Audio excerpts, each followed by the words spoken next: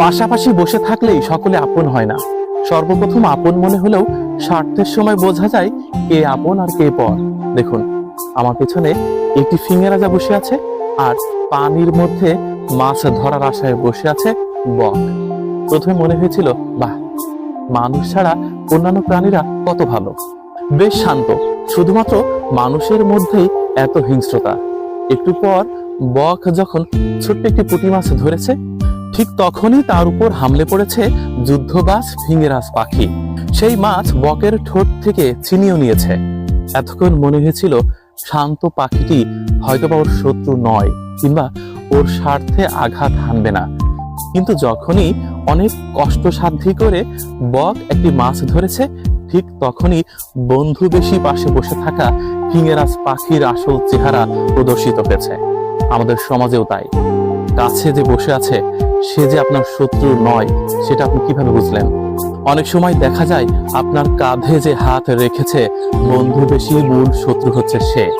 সমাজে এরকম অনেক দেখা যায়, আপনার সাথে মিশবে, চলবে, একসাথে খাবে, বসবে, অথচ স্বার্থের সময়, অর্থাৎ যখন নিজের স্বার্থ হাসিলের সময় আসবে, ঠিক তখনই বন্ধু বেশি এই মানুষটার নিষ্ঠুরতা আপনি দেখতে পারবেন। এবং আপনি অবাক হবেন যে এই মানুষটি আমার সাথেই ছিল এবং এতটা ভদ্র নম্র চেহারা নিয়ে আমার সাথে মিশেছিল, অথচ তার মধ্যে লুকায়িত ছিল এরকম হিংস্রাত্মক রূপ। ফিঙে রাজা পাখি তার আসল রূপ দেখিয়েছে, কারণ দুজনের পেটেই ক্ষুধা রয়েছে। বক অনেক কষ্ট করে একটি ছোট পুঁটি মাছ ধরেছে, ঠিক তার মুখ থেকে ছিনিয়ে নিয়েছে এক জোড়া ফিঙেরাজ পাখি। আমি তো তাজ্জব বনে গিয়েছি যে এমন হয়। যে পাখিটাকে এতক্ষণ আমি প্রশংসা করছিলাম, মনে হচ্ছিল যে বকের সাথে মিলেমিশে রয়েছে। দেখো, কেউ কারোর শত্রু নয়, দুজনই খাবারের নেশায় রয়েছে। মানুষ হলে হয়তোবা সম্ভব হতো না। মানুষ একে অন্যের ডিস্টার্বের কারণ হয়, শত্রু হয়, পক্ষপাতিত্ব করে, স্বার্থ নিয়ে হানাহানি করে, অথচ পাখিরা তেমন নয়। কিন্তু কিছুক্ষণ পর কি হলো?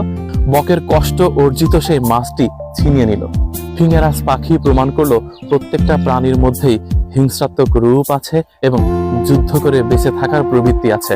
খুব অবাক হলাম। তারপর শান্ত বক আবারও চেষ্টা করছে নতুন করে মাছ ধরবার। ফিঙে রাজা পাখি আবারও অপেক্ষায় বসে আছে। এভাবেই কি যুদ্ধ চলমান?